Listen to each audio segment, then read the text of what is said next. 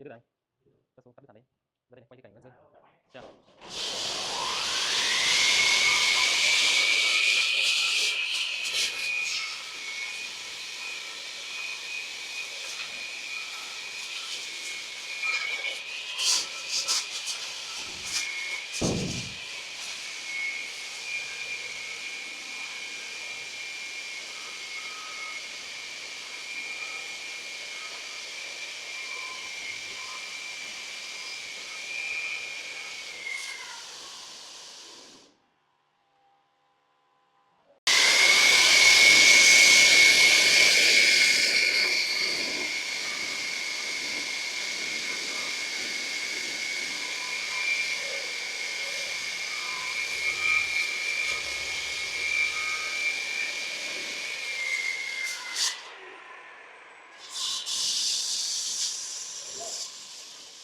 Cái thằng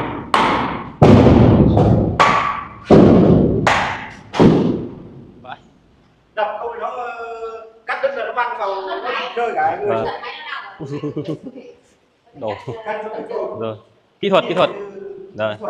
Ok anh em nhé, đây là cái dòng máy cắt 620 của Tablet. Con này thì nó sẽ cắt sâu được khoảng 21 đến 22 phân, sử dụng motor hộp chứa than, dòng lưỡi 600 thì chuyên sử dụng để cắt cầu thang hoặc là cắt trần như thế này.